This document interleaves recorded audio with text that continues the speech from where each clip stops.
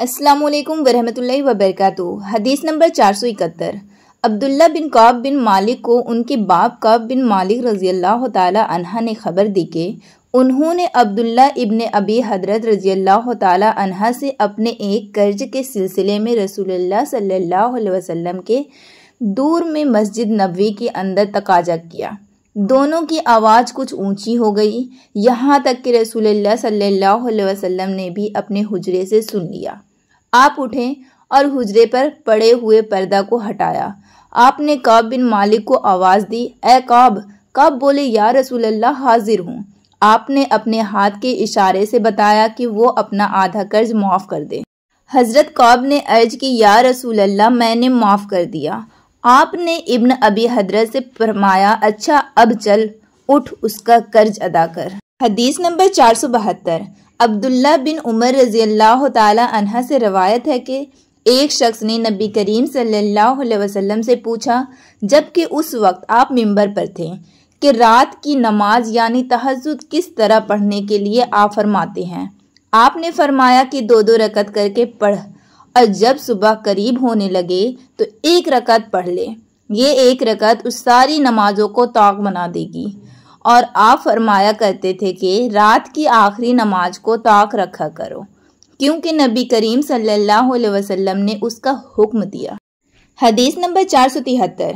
अयूब सख्तियानी ने इब्न उमर से रवायत की है कि एक शख्स नबी करीम सल्लल्लाहु अलैहि वसल्लम की खिदमत में हाजिर हुआ। आप सल्लल्लाहु अलैहि वसल्लम ने उस वक्त खुतबा दे रहे थे। आने वाले ने पूछा कि रात की नमाज किस तरह पढ़ी जाए। आपने फरमाया 2-2 रकत।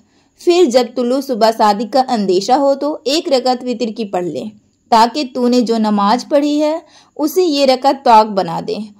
और इमाम बुखारी ने फरमाया कि वलीद बिन कसीर ने कहा कि मुझसे उबैदुल्लाह बिन अब्दुल्ला उमरी ने बयान किया। अब्दुल्ला बिन उमर रज़ियल्लाहु ताला अन्हा ने उनसे बयान किया कि एक शख्स ने नबी करीम सल्लल्लाहु अलैहि वसल्लम को आवाज़ दी, जबकि आप मस्जिद में तशरीफ़ फरमा थे। हदीस नंबर 474। अबू वाकिद लैसी हासिर बिन औफ ने बयान किया कि रसूलुल्लाह सल्लल्लाहु अलैहि वसल्लम मस्जिद में तशरीफ़ रखते थे कि 3 आदमी बाहर से आए। 2 तो रसूलुल्लाह सल्लल्लाहु अलैहि वसल्लम की मजलिस में हाज़िरी की गर्ज से आगे बढ़े, लेकिन तीसरा चला गया। उन 2 में से एक ने दरमियान में खाली जगह देखी और वहां बैठ गया। दूसरा शख्स पीछे बैठ गया और तीसरा तो वापस ही जा रहा था। जब रसूलुल्लाह सल्लल्लाहु अलैहि वसल्लम वाज से फारिग हुए तो आप सल्लल्लाहु अलैहि वसल्लम ने फरमाया, क्या मैं तुम्हें उन तीनों के मुतालिक एक बात ना बताऊं। एक शख्स तो खुदा की तरफ बढ़ा और खुदा ने उसे जगा दी, यानी पहला शख्स। रहा दूसरा तो उसने लोगों में घुसने से शर्म की, अल्लाह ने भी उससे शर्म की। तीसरे ने मुंह फेर लिया, इसलिए अल्लाह ताला ने भी उसकी तरफ से मुंह फेर लिया। हदीस नंबर 475। इबाद बिन तमीम ने अपने चचा अब्दुल्ला बिन जैद बिन आसिम मज़नी रज़ियल्लाहु ताला अन्हा से रवायत किया है कि उन्होंने रसूलुल्लाह सल्लल्लाहु अलैहि वसल्लम को चित लेटे हुए देखा। आप अपना एक पाँव दूसरे पर रखे हुए थे। इब्न शहाब ज़ुहरी से मरवी है, वो सईद बिन मुसीब से रवायत करते हैं कि उमर और उस्मान रज़ियल्लाहु ताला अन्हा भी इसी तरह लेटते थे।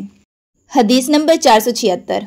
उर्वा बिन ज़ुबैर ने खबर दी कि नबी करीम सल्लल्लाहु अलैहि वसल्लम की ज़ौजाए मुतहरा उम्मुल मोमिनीन हज़रत आयशा रज़ियल्लाहु ताला अन्हा ने बतलाया कि मैंने जब से होश संभाला तो अपने माँ बाप को मुसलमान ही पाया, और हम पर कोई दिन ऐसा नहीं गुजरा जिसमें रसूलुल्लाह सल्लल्लाहु अलैहि वसल्लम सुबह शाम दिन के दोनों वक्त हमारे घर तशरीफ़ ना लाए हों। फिर अबू बकर रज़ियल्लाहु ताला अन्हा की समझ में एक तरकीब आई तो उन्होंने घर के सामने एक मस्जिद बना ली। वो उसमें नमाज पढ़ते और कुरान मजीद की तिलावत करते। मुशरिकीन की औरतें और उनके बच्चे वहाँ तअज्जुब से सुनते और खड़े हो जाते और आपकी तरफ देखते रहते। हज़रत अबू बकर रज़ियल्लाहु ताला अन्हा बड़े रोने वाले आदमी थे। जब कुरान करीम पढ़ते तो आंसुओं पर काबू ना रहता। कुरैश के मुशरिक सरदार उस सूरत हाल से घबरा गए। हदीस नंबर 477। हज़रत अबू हुरैरा रज़ियल्लाहु ताला अन्हा से रवायत है, आप सल्लल्लाहु अलैहि वसल्लम ने फरमाया, जमात के साथ नमाज पढ़ने में घर के अंदर या बाजार, दुकान वगैरह में नमाज पढ़ने से 25 गुना सवाब ज़्यादा मिलता है। क्योंकि जब कोई शख्स तुम में से वजू करे और उसके आदाब का लिहाज रखे, फिर मस्जिद में सिर्फ नमाज की गर्ज से आए, तो उसके हर कदम पर अल्लाह ताला एक दर्जा उसका बुलंद करता है और एक गुनाह उससे माफ करता है। इस तरह वो मस्जिद के अंदर आएगा। मस्जिद में आने के बाद जब तक नमाज के इंतज़ार में रहेगा, उसे नमाज ही की हालत में शुमार किया जाएगा।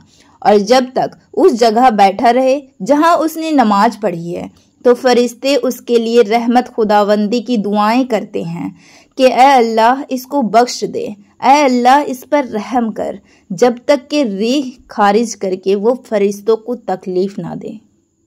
हदीस नंबर 478।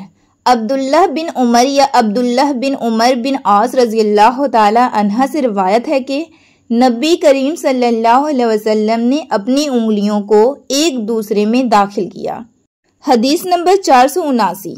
अब्दुल्ला बिन उमर या अब्दुल्ला बिन उमर बिन आस रज़ियल्लाहु ताला अन्हा से रवायत है कि नबी करीम सल्लल्लाहु अलैहि वसल्लम ने अपनी उंगलियों को एक दूसरे में दाखिल किया। हदीस नंबर 480। अब्दुल्ला बिन उमरो बिन आस रज़ियल्लाहु ताला अन्हा से रसूलुल्लाह सल्लल्लाहु अलैहि वसल्लम ने फरमाया कि अब्दुल्लाह बिन उमरो, तुम्हारा क्या हाल होगा जब तुम बुरे लोगों में रह जाओगे। इस तरह यानी आप सल्लल्लाहु अलैहि वसल्लम ने एक हाथ की उंगली दूसरे हाथ में करके दिखलाई।